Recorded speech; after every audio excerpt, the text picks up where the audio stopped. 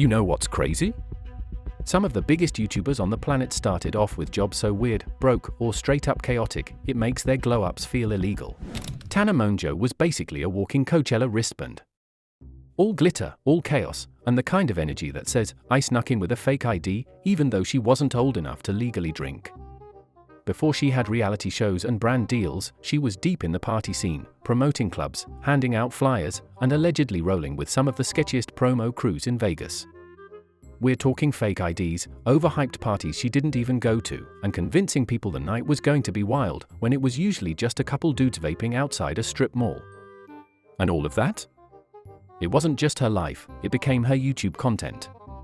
Tana's entire early career was built on wild story times about sneaking into clubs, lying to bouncers, waking up in places she didn't recognize, and somehow turning every bad decision into a video with millions of views. Then came the fake events. Like, people would show up to exclusive parties she hyped on social media, only to find an empty room, 3 confused strangers, and a Bluetooth speaker playing off someone's cracked iPhone. That same energy carried straight into TanaCon, her own convention that went viral for all the wrong reasons. Thousands of fans waited for hours in the heat, expecting meet and greets and influencers, and got sunburns, empty halls, and water bottles for $20. But here's the thing, she wasn't faking it for clout. Tana was the story. She didn't just tell drama, she lived in it. Her breakout video, Hairdresser from Hell. So today's video is going to be a storytime video where I tell you about a fucking weird ass experience that I just had yesterday when I went and got my hair done. It wasn't just a story time. It was chaotic, unfiltered, and somehow relatable in the most insane way. Millions of views later, she'd built a fanbase that didn't care about perfect, they just wanted Tana being Tana. From sketchy party gigs to viral scandals, Tana's early job was pure chaos, and somehow, it worked. She turned her mess into a brand. And whether people were watching to judge or relate, they kept watching. While other YouTubers were doing challenges, hauls, and pranks, Corp's husband was whispering horror stories into a mic in the middle of the night, alone. He started on YouTube in 2015, narrating creepy true stories with a voice that sounded like midnight and sleep paralysis had a baby. No face. No name. Just this deep, haunting voice and an internet connection. But Corpse didn't just stay in the horror lane. In 2020, he posted a random song, E-Girls Are Ruining My Life, and it blew up. Choke me like you hate me, but you love me, low-key wanna date me when you fuck me, touch me with the lights off and my chains on. Baby, I'm not the right one, you should wait on. Then came Among Us. He started playing with Sukuno, Valkyrie, Pokimane, even AOC. And suddenly, the internet couldn't get enough of the faceless guy with the terrifying voice and suspicious behavior. Yo, Corpse, what's going on? Hello, friend. Wow. What? Kick Saikuno. Wait, what? Corpse's voice is like infrasonic Wait, bass. is that real? No. Oh my god. It's real, believe me. It sounds like he'd be that dude who, like, you know, Alright, kills people in the game. Corpse need a fist fight. Yeah, he sounds like why? John Wick should sound. Or voice yeah. fight. He sounds like God and the devil should sound I like. bet But the mystery came with pressure. At one point, a blurry photo surfaced online, claiming to be Corpse. Fans had a meltdown. The reaction? Brutal. Some praised him. Others, not so much. Corpse never confirmed if it was real, but after that, he pulled back. Stopped gaming publicly. Stopped posting his usual content. But he didn't disappear. Instead, he leaned hard into music, collabing with Machine Gun Kelly, bringing in millions of streams, and staying true to the faceless brand. Corpse's job before fame was telling scary stories online. Now? He's one of the most famous voices on the internet, still unseen, still unpredictable, still iconic. If the internet was a circus, Trisha Paytas would be the ringmaster, the fire breather, and the person setting the tent on fire, all at once. Before she was going viral every week, Trisha did everything. She worked as a stripper, a lingerie model, and even claimed to be an escort. She was hustling in every corner of LA just trying to get seen. Yeah, 2008, November 2008 was when I stopped. And I used to be a stripper. Yeah, because I've always done that. I've been a stripper since I was 15 years old. Like, I was a stripper between the ages like 18 to 24, you know, like on and off. I wasn't boring at 16. I was hella fun. I was a stripper at Turned kind of like bad. creepy or bad. Yeah, I've definitely almost been murdered so many times. Tell me, She even landed background roles in music videos, like Eminem's We Made You, where she showed up dressed as Jessica Simpson. Yeah, Trisha's pre-YouTube job was being a professional attention magnet. When she hit YouTube, she turned that energy all the way up. Crying on her kitchen floor?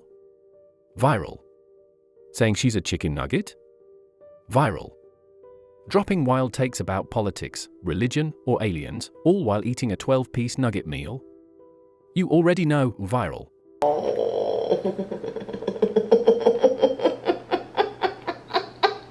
But it wasn't just chaos for clicks. Trisha opened up about her mental health, too. She's talked about being diagnosed with borderline personality disorder and struggling with mood swings, impulsivity, and identity issues. And like Target, I was a Target employee, and guess what? I got fired because I was paranoid. I literally thought that everyone was like literally trying to kill me inside of Target. I worked in the electronics department in Marietta, California when I was 18 years old, and I thought everyone was trying to murder me, including my manager of the electronics department, and I got fired. Still, her openness came with controversy. Some accused her of faking or exploiting diagnoses like did for views, and she clapped back saying she was just being raw and honest, even if it wasn't always polished. Yo, what do you do for a living? Huh? What do you do for a living? Oh, thank you. Thank you. What do you do for a living? No. What do you do? Then came her OnlyFans era. Trisha went full throttle, we're talking adult content, cosplay, and collaborations that made headlines. She was reportedly earning 6 figures monthly and didn't hold back sharing the details. Income. How much are you making on OnlyFans? I wasn't making as much as I did last year. I think last year I made like 9 million on OnlyFans. This year is like maybe like I definitely make like 6 figures, like mid 6 figures maybe a month. Like it's really good. And just when the chaos peaked, bam, she joined Ethan Klein on Frenemies.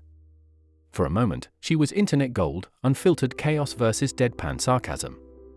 Until, of course, it exploded mid-podcast, mid-fight, mid-views. It doesn't like her. Ela says, don't talk about me on the podcast. All I said was you should have the guest. He's like, we can't mention Ela. She doesn't want me to talk about, oh, she's too good for a fucking podcast, even though we were talked about. They never once consulted me at the beginning of the spring. She has a fucking podcast. I brought life to the fucking H3 channel, but oh, Ela's too fucking good to even mention her name. I said nothing bad. Dumb fucking bitch. Okay. She's such a fucking bitch. She's not. And you are too, and you're You have no fucking cock. All right, you should leave.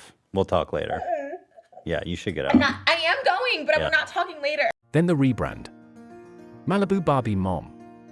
She swapped scandal for soft pink TikToks, but the internet never really stopped watching. Trisha Paytas didn't follow a career path, she bulldozed it. Her job was always being chronically online, and no matter how chaotic it got, she made sure the spotlight stayed right on her. Before the screaming, the cheesy noodles, and the scooter memes, Nikocado Avocado was a classically trained violinist. Yep. He studied music, played for orchestras, and even dreamed of becoming a professional violinist. He was soft-spoken, gentle, vegan, and low-key spiritual. The man used to eat tofu and talk about healing energy. And minerals will feed my hair, my skin, my brain, and my blood. You are what you eat. So whenever possible, eat from the earth, and you will feel alive.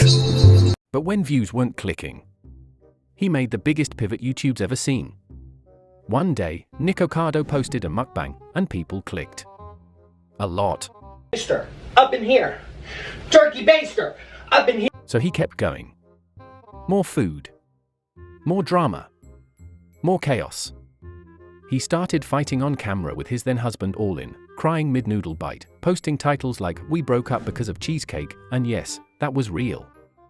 Soon, the violin was gone. In came 5,000-calorie meals, emotional meltdowns, and a personality so over the top, people couldn't look away. It's your fault. And just when everyone thought he'd go out in a cheesy blaze of sodium, he pulled a twist. In 2024, Nikocado actually lost weight. Quietly. Slowly. He showed before and after pics, started walking more, eating smaller meals, even teasing a comeback arc. 2 steps ahead. I am always 2 steps ahead. The man who built an empire on breakdowns, cheese, and chaos might actually be rebuilding himself. Nikocado went from orchestra kid to internet villain to maybe redemption arc. And the internet, as always, is watching. Before achieving YouTube fame, Jimmy Donaldson, known as MrBeast, did not have a traditional job. He started creating YouTube content at age 13 in 2012, posting gaming videos and other content under the handle MrBeast6000. As a teenager, he also ran a small side business buying and reselling digital items for the video game Counter-Strike Global Offensive (CSGO), purchasing items like knives for around $10 and selling them for $20, doubling his investment. This entrepreneurial venture was his primary job before YouTube, though it was small scale. He dropped out of college after 2 weeks to focus on YouTube full-time, having no other significant employment before his channel took off in 2017 with viral videos like counting to 100,000. So next time you're stuck in a boring job or deep in a midlife crisis at 19, just remember, Trisha was escorting, Corpse was on hold with angry customers, and MrBeast was making $8 an hour. Your glow-up might be loading. Let me know whose origin story shocked you the most, and don't forget to sub or I'll make you work at Lowe's.